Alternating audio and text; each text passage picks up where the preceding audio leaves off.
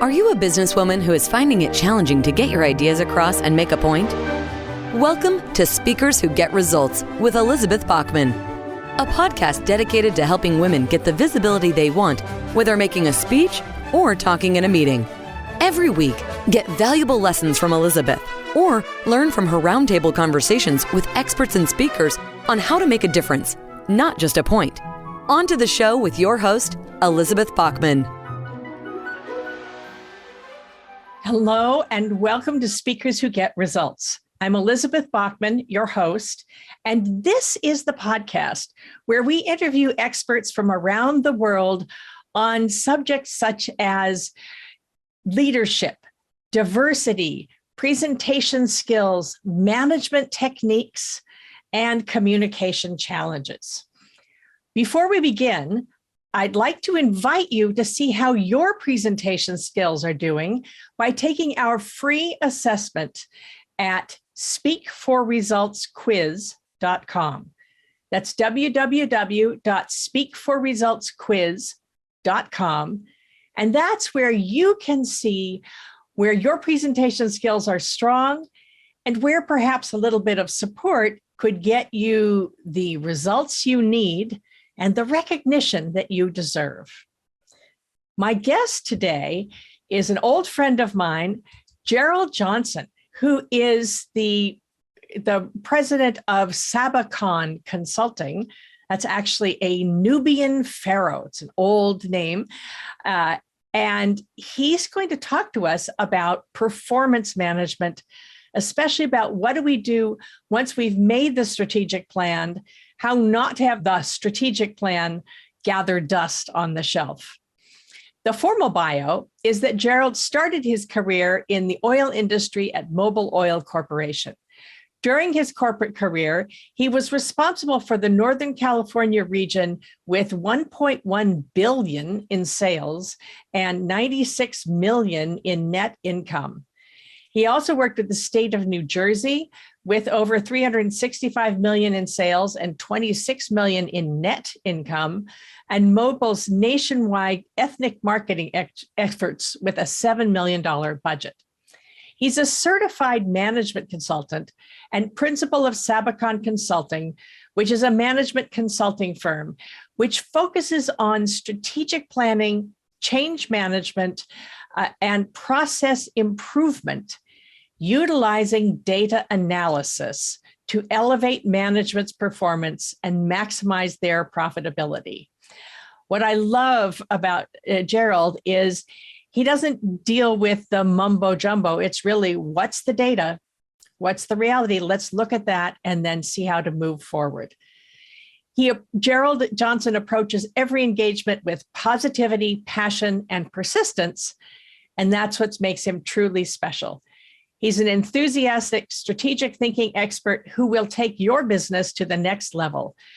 His mentor once said, "Nothing happens until you make it happen," and Gerald has made that saying his own.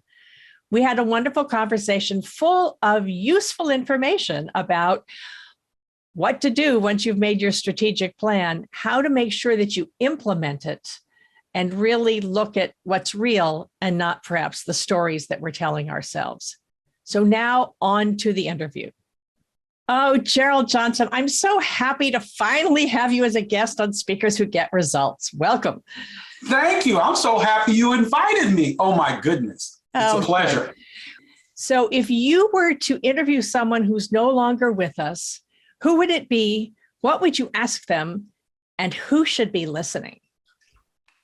Well, it would be Nelson Mandela. And the reason I would take Nelson Mandela is because this gentleman was in prison for over 20 years and still managed to change his country and come out of it a positive, better human being. I don't know many people that could do that, who could be locked up in prison and during those kind of circumstances and still come out of it a better human being. And so I want to be able to go through adversity and come through like a shining star like he did. And who should be listening? Everybody. Well, I hate to say that. I hate to say that, but we all face problems in life. Life is just a series of overcoming obstacles. And he was the master at overcoming big obstacles. And so I think we could all learn a thing or two from Nelson Mandela. Okay. Thank you so much for that. Well, we've known each other for quite a while, and I kept saying, I've got to get Gerald on the show. I've got to get Gerald on the show. And I figured that this would be a good time because we're recording this in the beginning of January to be broadcast at the beginning of February. It's when people are making their strategic plans. They got all their ideas about what are they going to do. And I know that you are an expert in strategic plans. So I want to ask you, what happens once you've made the strategic plan, and then it goes on the shelf and gathers dust? Well, you know what, Elizabeth, I'm glad you asked me that question. I know what that's all your guests say, but really and truly, this is right up my alley. Most businesses should have developed a strategic plan or started looking at it in October. And strategic planning is something that should be done annually.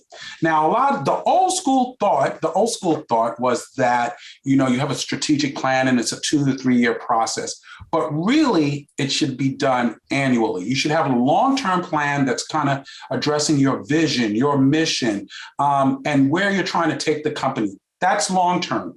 The strategic plan has more detail, has more information about what the tactics are, what you're going to be doing to actually reach that vision.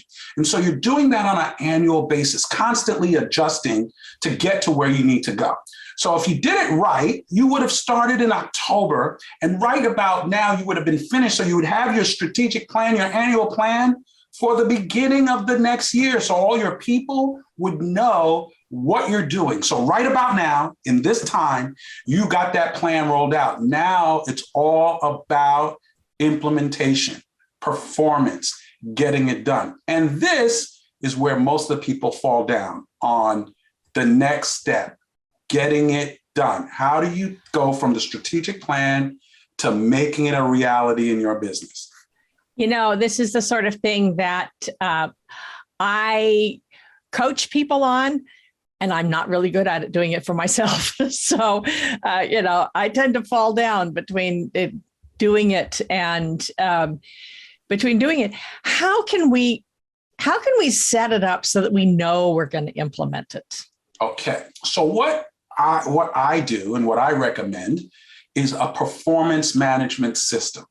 So what is a performance management system? Let's start with that. Just what I was going to ask you. Yes. What is that?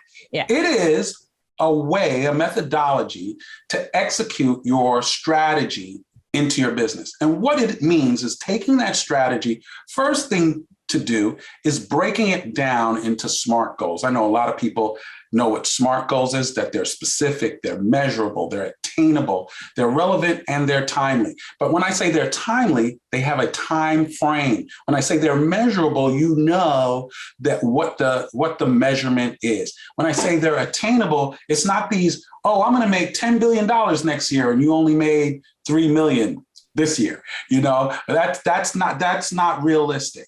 When I say it's relevant to the mission and the vision that you have. So you take that strategy and you break it down into SMART goals, whether it's sales goals. Well, this year I want to run 103.7%. That's a specific number. And you say this year, that means by the end of the year. You could say I want to run 105% in the first quarter. You could say I want to cut my expenses. I want to launch a new product, all geared along your strategy. Now, once you get that strategy into SMART goals, you can put it on a performance dashboard. Actually, let me pause you for just a second there and say, can you define, especially for our international listeners, and for those of us that get confused, what's the difference between strategy and tactics? God, that one took me forever to figure out. Okay.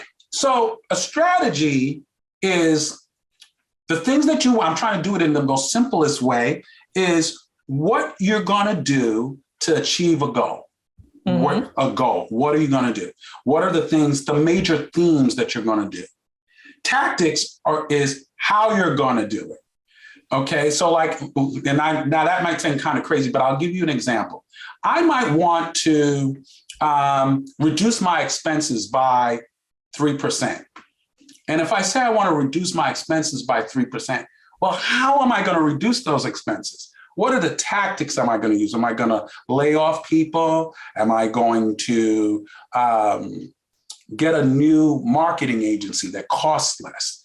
Those are two different things, but they have the same result of reducing my expenses. So the tactics are the individual ways you're going to accomplish something, but the strategy, the main thing that you're trying to do, or the main goals that you're trying to achieve, that's what it is. Now, I'm not giving you a formal definition, but I'm trying to accomplish the main goal that you're trying to accomplish versus how you're going to do those goals, the initiatives that you're going to take to make sure you hit those goals. Yeah, I wanted to hear what you had to say, because it's a question I get all the time. And if somebody asks me when I'm distracted, I will flip them. So, so you can't. And and strategy is part of my business name, strategic speaking for results. I talk about strategy a lot. And then, so it's always good to get that definition. So the strategy, another way to say it, is the objectives that you have, the big objectives that you have. The tactics are how you're going to reach those objectives. So you might, and that's basically the how you're going to do it. So you might say, hey, I want to build a car that goes 100 miles an hour because the market wants cars that go 100 miles an hour. Well, that's the strategy. The market wants cars that go 100 miles an hour. The tactics now might be, well, we're going to build it in Germany. We're going to use different types of wheels than the other wheels because that'll help us go faster. We're going to use an electric engine versus a gas motor. Those are all tactics to help you build a car that will go 100 miles an hour. Yeah. Because there's various ways to help you get a car to go 100 miles an hour.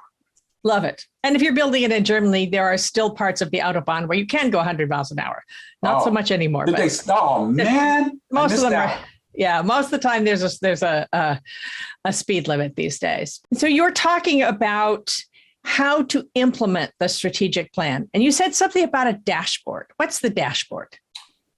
So a dashboard has all of your SMART goals that I mentioned to you before, organized by the 4 building blocks of business, which are processes, people, customers, and resources.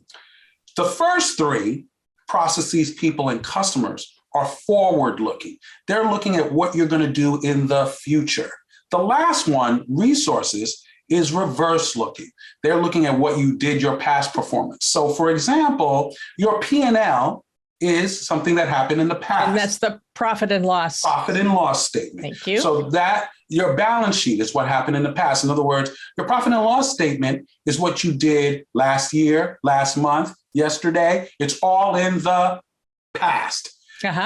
Right? But the processes that we're going to use, what customers we're going to go after, what we're going to train our people on, what new skills do they need to have, that's all in the future. So what we're trying to do is develop all of the SMART goals, transforming your strategy that you came up with, what your strategic intent is, down to SMART goals in these 4 areas. The processes you're going to improve, the skills you're going to train your people on, the customers you're trying to attain, and the resources you need to do these things. And you're going to put that down on a dashboard. You should have about 10 to 20 of these strategic goals. And anything more than that, you're probably not going to get accomplished, and you're not going to be as effective. Once you develop that dashboard, you need to get all your management team to buy into that dashboard. Now, they should have been involved in the development of the strategy already. This shouldn't come at them at left field. You should have set up a team, like an Eagle team, to look and help you design this strategy. This is not something you go lock yourself in the bathroom and come out with a strategy. Right, no. right. This is something that you get your senior leaders together with preferably an outside person. Now, I know that sounds a little self-serving, but what I would say to you is it's good to have an outside set of eyes. I have no allegiance to, the owner of the company or the leader.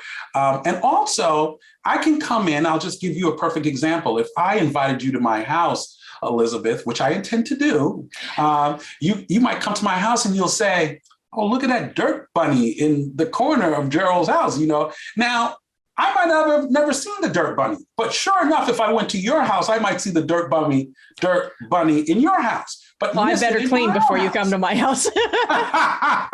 So, we tend to overlook things that we see every day.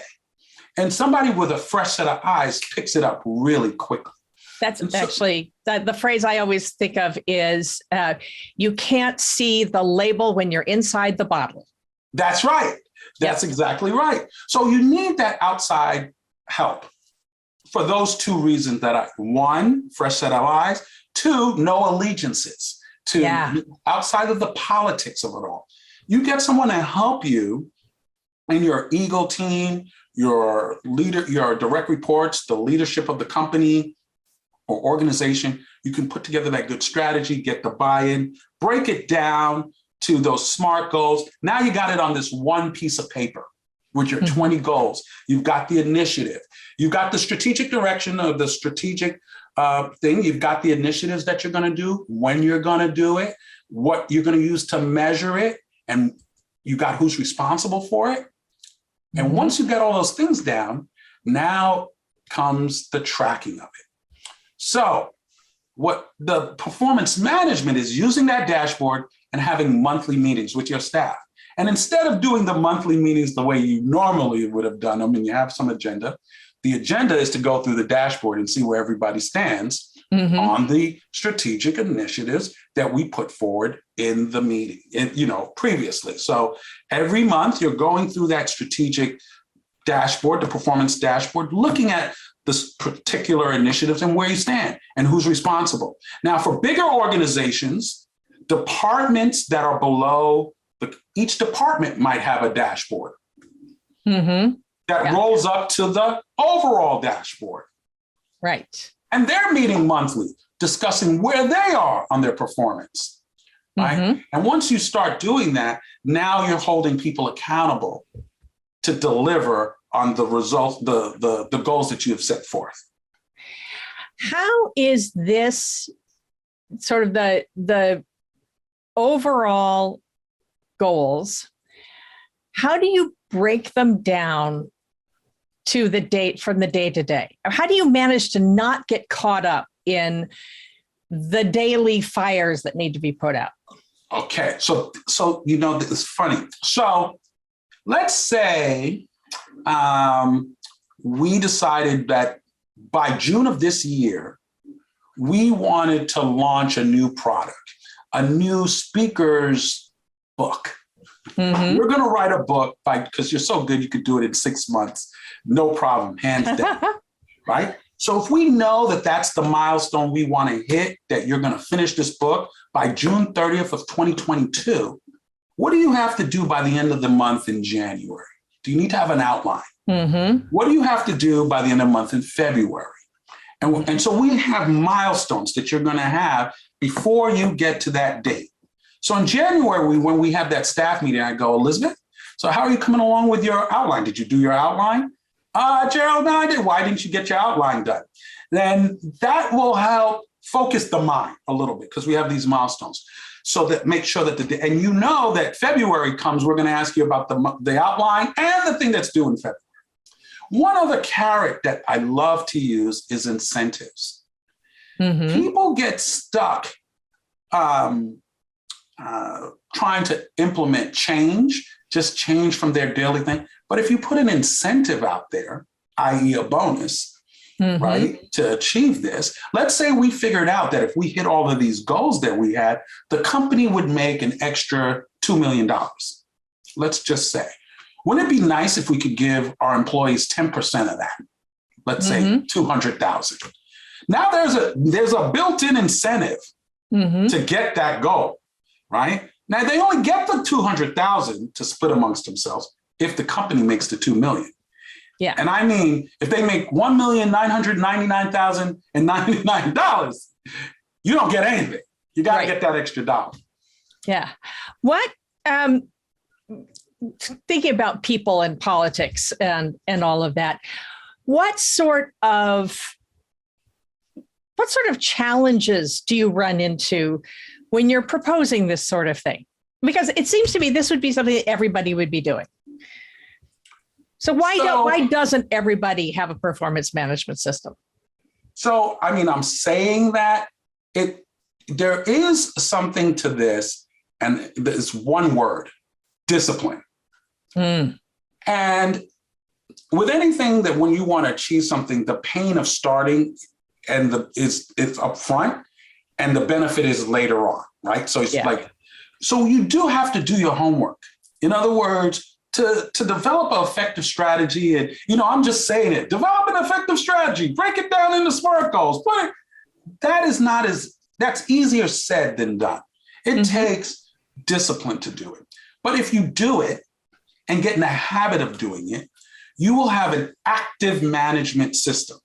And I say that because most businesses are passive management systems. And what do I mean by that? They worry about putting out fires. Got it. Right?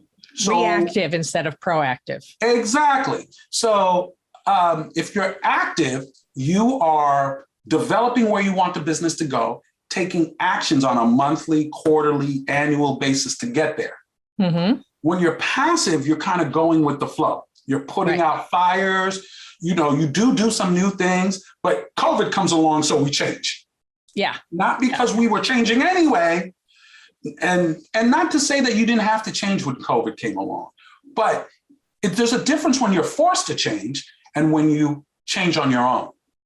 Yeah. Well, and the good thing about takes discipline. Yeah. The good thing about having an outside consultant is that person will be an accountability partner. Exactly. Yes. It's like somebody said to me once, this is why personal trainers have jobs. Exactly. Everybody knows that if they go to the gym regularly or if they exercise regularly, they're going to feel better. But do we do it? No. But the personal trainer not only shows you how to lift the weight, but it shows you to lift it correctly so that you get the desired results. And so often what I find is my market is small and mid-sized businesses. I do some corporate work, but small and mid-sized businesses, because I'm like the McKinsey or the Accenture for small and mid-sized businesses. When you get a small and mid-sized businesses, they're worried about the cost of getting an outside consultant. Larger companies always get outside consultants because they're always bringing in fresh ideas, making sure they always have the right way to do things. So it's like a mindset. It's like what you're talking about with exercising, getting that professional trainer who's been there, looked at several people doing this exercise and can tell you what mistakes you're making that his other customers have seen. That he's seen in his other customers making those same mistakes, bringing that experience to you so you don't have to trip and fall over the same thing that they tripped and fell over. Yeah. This actually sounds, and plus you're fun. So it's fun to hire you, to bring you in there. Not when I'm working with you. Okay. I shouldn't say it like that. I'm just teasing. Okay. Well, so let me ask, again, another one of the people questions. Where does the company culture fit into the performance management? Because we're in the middle of so many people since COVID have left their jobs, or they've decided they're going to try to be an entrepreneur for a while, and maybe they come back, but still it's finding and retaining good talent is so important these days. Oh. How do you help companies get the emotional intelligence or keep the people skills involved in this dashboard of yours, not just the numbers? So the second building block is people. So processes, people. That's the second building block. Mm-hmm. Now, I don't want to say that I am like a leadership coach that deals with emotional intelligence but what we do is we can identify some cultural things. Because if you put together, as I mentioned before, an Eagle team, a representative sample of some of the high performers in your organization, some of the people in your organization that have been there and have succeeded and support you and support the vision of the company, and you start asking them about what's going on in their companies, either through management surveys or employee surveys, you start to find out that the employees may feel like they're being stifled or that this is a micromanaging organization. Mm-hmm. Now, what I would do in that instance is identify the culture that we want to have. Because if we want to get to a certain place, if we want to be an innovative company, right, we can't have a stifling micromanagement type of culture. Mm-hmm. So you asked a question about strategy and tactics. Well, what are the things we're going to do to change the culture to be a more innovative culture, a more dynamic, fast-moving, change-oriented culture? What things are we going to do? We might have to bring in a leadership coach to train the leaders on how to be better able to adapt to the new dynamics and not be so micromanaging. And I'm using micromanaging as it's an example, yeah. As an example of what can happen in a company. But we identify these things when you do the management surveys, the employee surveys. That sort of stuff comes out, and we can determine based on where you want to go in the future that you might need a different culture than you currently have. Now, when we get to that part, I usually bring someone else in because leadership development is not my forte. I'm more on the data analysis and the strategic thinking part of it and the implementation of that strategy and change management, process improvement. But I can see it. I can see, and based on what you want, we can determine that you want to change the culture because the current culture is holding you back. Yeah. And once you know that, one of your strategic initiatives might be to change the culture from a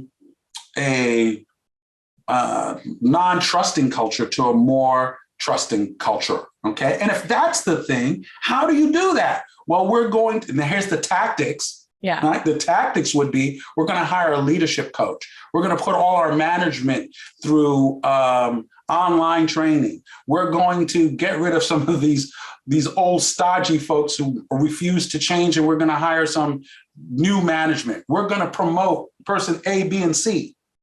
Mm-hmm. Those are all tactics to change the culture, which is the strategy.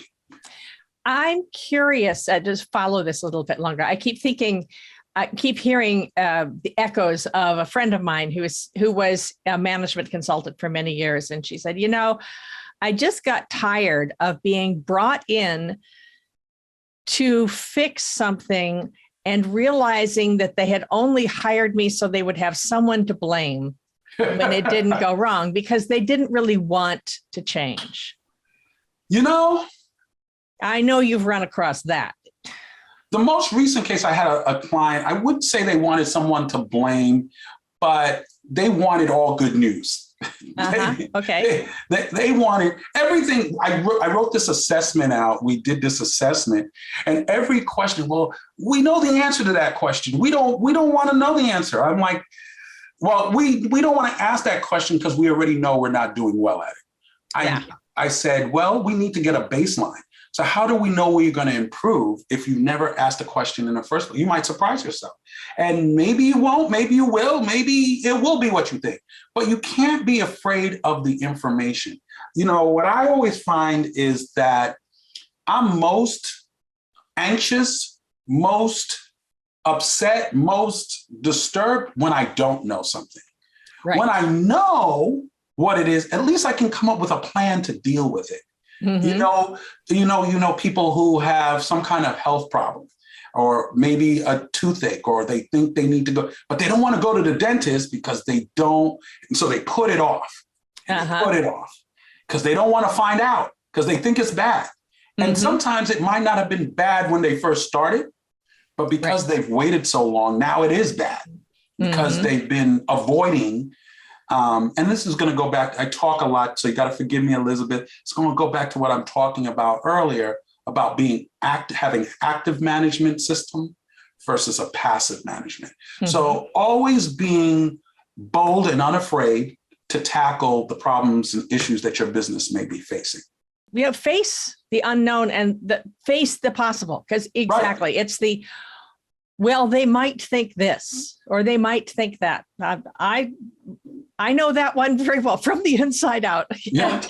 That's why I pay my coaches a whole lot of money to make me hold me to it, to make sure that I'm actually paying attention and watching. Yes. Just one more practical question. Say somebody was going to bring you in. They're not making the numbers. They're bleeding staff. People are quitting right and left. And they say, okay, I'm going to bring in Gerald Johnson, Sabacon Consulting, and have him help me figure out what the problem is. Is there a standard amount of time to implement this sort of performance management system? No. The answer to the question is no. So believe it or not all people who are having, let's say, problems are the ones that bring in. Sometimes the problem is they're growing too quickly. And how do I adjust to the speed of growth? Because I am bringing in people. In the reverse situation where I am having problems, you might be surprised. It might take a shorter time to do the reverse situation where you're having problems to the one where you're growing exceedingly quickly. So what matters, let me just say this, is I work off of data, information. So that data could be your financials for your last 3 years, your business analytics, we're going to do a SWOT analysis, a pest analysis, 7S analysis. We're going to do benchmarking, management surveys, customer surveys, employee surveys. We may do all or some of them, depending on the issue that I'm brought in. But once you gather all of that information, then you have to comprehend that information and deduce it down to what is it that we're going to use to make a difference in the organization. That amount of time depends on a lot of things: the problem at hand, the size of the company, the number of, there's a myriad of reasons about how long something will take. Okay, that's actually fascinating. I love that. Let me ask, where could one start? Say you're a manager, a division, a senior director or manager or CEO, and you think we've got to do better here. Maybe you have grown so fast that you've got your systems that are held together with paper clips and duct tape. And you say, help, I'm going to get Gerald to come in and help me. Where could you start? Where would I start? Where would, if I were the customer, where would you start? What could I do first?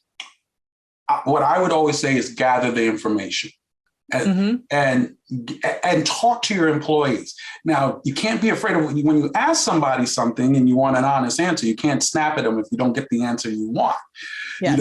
A lot of times when I come in, the people know what the problems is. It's just they can't communicate to the leader because, it gets filtered too many times. But to answer your question specifically is gather information. Take time to look at information. Too many times, most times, leaders, managers, they're busy doing their job, daily work. the processing of the daily work, signing this contract, reviewing this performance appraisal, but not taking a big look, and I hate to use this term, it's so overused, of working on the business instead of in the business, not taking a big look at what has gone over the last 3 years. What is the direction of my sales over the last 3 years? What is the direction of my gross profit margin? If I am buying buildings, what is my return on capital employed? What has it been? What should it be in the future? Do I use a discounted cash flow to determine whether to buy a business or not? Looking at the information, have you been doing a good job? And if you have, in certain areas, pat yourself on the back. If you haven't, be willing to say, hey, we haven't been doing a good job in this. Asking your people, what can we do to change this? Why is it this way? What can I do to make it better? Okay. That's wonderful. That's so much information. Basically what I would say is call Gerald. Information will be in the show notes, and have him come in and do an assessment for you. Gerald Johnson, thank you so much for having been on Speakers Who Get Results. Thank you for inviting me. I really appreciate the time, and I appreciate you because you've made me a better speaker. So if you want better results in your speaking, you got to go see Elizabeth Bachman. Okay, great. This has been Speakers Who Get Results. And let me remind you that if you're curious where your presentation skills are strong and where you might need a little support, take our free assessment at speakforresultsquiz.com. That's www.speakforresultsquiz.com. And that's where you can, takes about 4 minutes, and you can get an idea of where you are strong, doing well, and where a little support could get you the results you need and the recognition you deserve. This has been Elizabeth Bachman. I'll see you on the next one. We have just concluded another great episode of Speakers Who Get Results with your host, Elizabeth Bachman. If you got value from today's episode, please feel free to share us with your friends and colleagues. You may also visit elizabethbachman.com for additional resources. Be sure to tune in every week for new episodes, and thanks for tuning in.